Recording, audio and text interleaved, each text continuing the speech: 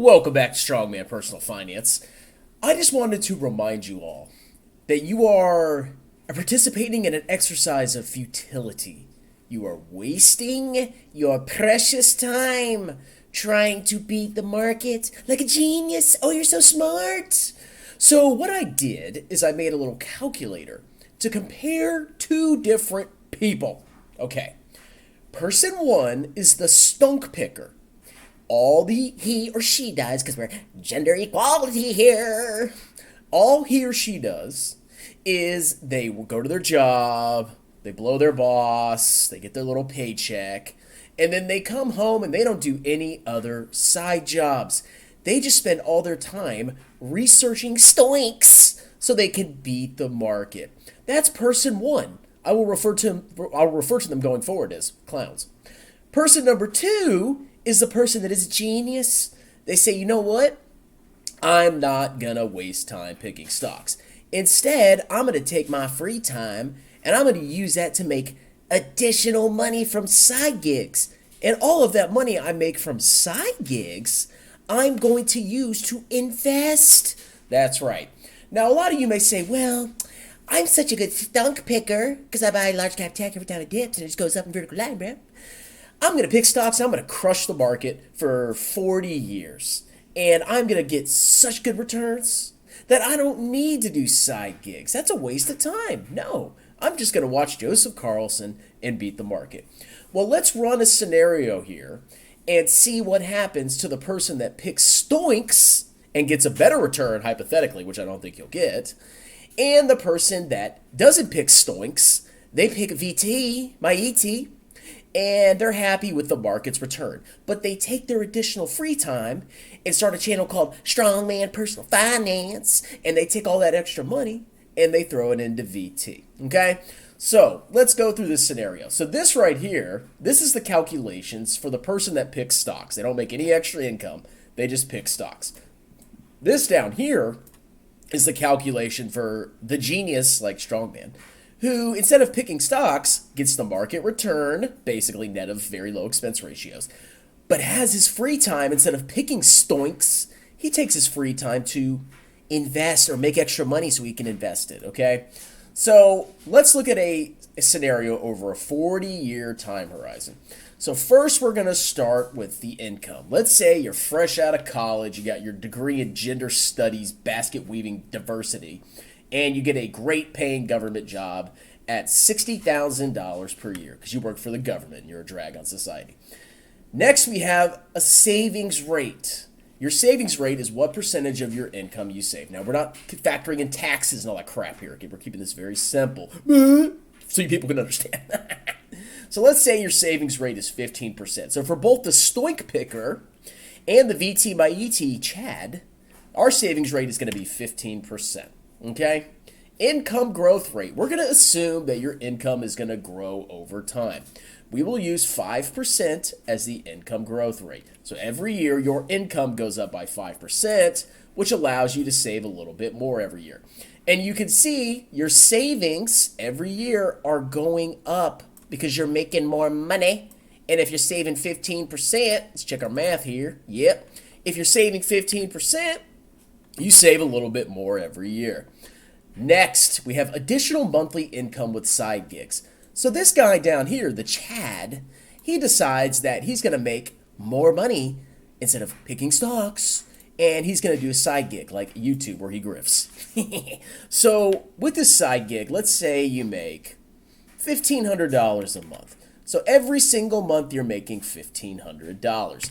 You multiply that by 12, and that gives you $18,000. We're going to check our math here because I'm a little slow. I also assumed that your side gig income is going to grow with your income.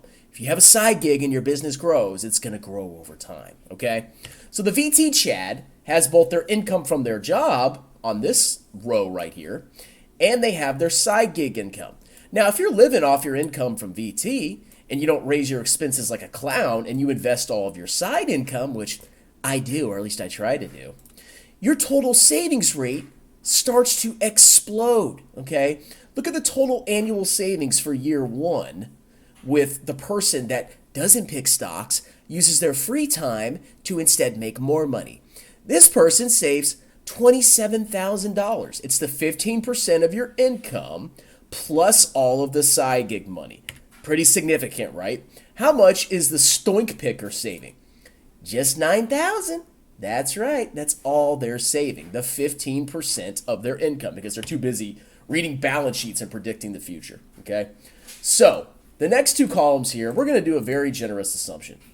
This right here is the return that you're going to get from VT by ET going into the future. I don't think it's going to be 10%. I have no freaking idea what it's going to be. I'm just guessing. But we're going to say, First Up Mutual Funds, 10% per year. So VT by ET is going to give us 10% per year. Now the stoink picker, the rate of return on Mahinhex stocks, they're going to get a 12% return because they're so smart that, they just know how to buy stocks. And over 40 years, they're going to get a compounded annual rate of return of 12%. So I'm being very generous here because I don't think you're going to do that, okay? So what are the results? Well, here's the math that I did. Basically, I said, okay, if you invest $9,000 for 40 years, that batch, that investment, which we assume is at the beginning of the year, is going to grow to $837,458.73 over a 40-year time horizon, which is roughly what your investing time horizon is, assuming you start working at 22 and you retire at 62 or 65, maybe a little bit more if you keep working, okay? But this 9,000 over 40 years is going to be 837,458. This 9,450, which is what you save in year 2 as a stock picker, is going to grow to $785,000. So on and on and on. Now, if you add up all of those, you get a total ending retirement balance of $12.3 million. So as a stock picker, you put all that time, you didn't make any extra side gigs, you just focused on picking stonks because you're a genius, you're so smart. You have an ending balance of $12.38 million. What did the VT Maiti Chad get? Well, this guy, because he focused on making side gigs and massively increased his savings rate, has $22.7 million. That's right. The clown that got a 12% return over all that time has $10 million left.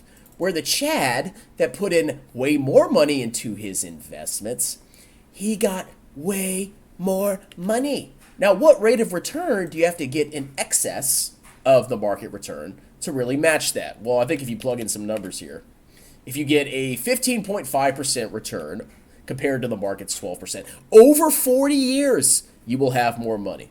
If we have 15%, you'll still have more money. 14%, you'll have less money. 14.5%. Okay, so you have to get roughly 14.25. You have to beat the market by 4%. Compounded over 40 years in order to have the same ending balance as somebody that focuses on making extra income and putting that away. What lesson does this teach you?